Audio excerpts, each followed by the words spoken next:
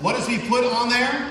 He writes down in modern American prose, he writes down the vow of Isaiah 9:10.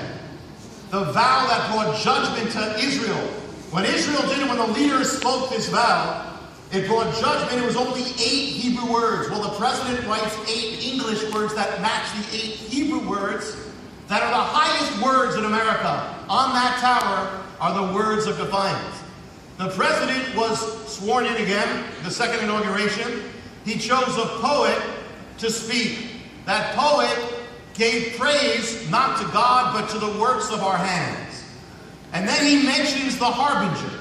He starts speaking at the inauguration of the tower going up. He says it's jutting up, and he speaks of it going up and the heavens yielding to our resilience.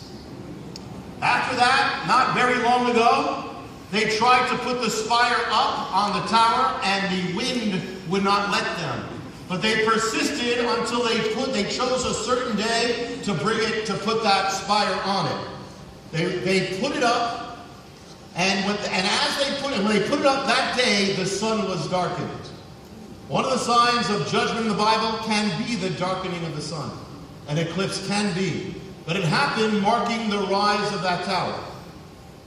Now there is a chapter in the mystery of the Shmitah that links it's called the mystery of the towers, a section that links the rising of towers to the rise of power, and the falling of towers to the fall of power.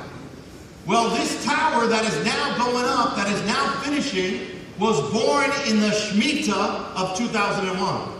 And it is undoubtedly going to be completed or dedicated in this Shmitah, now this of 2015. In fact, they opened the doors a few weeks into the Shmitah, the doors of the tower opened.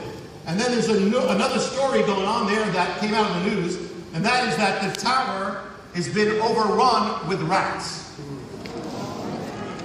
Interesting, because you have the tree that represented America withering and diseased, the tower overrun with rats. So here you have the beginning of the blood moon period happens as that first harbinger goes down. What will happen as the Shmitah reaches its peak?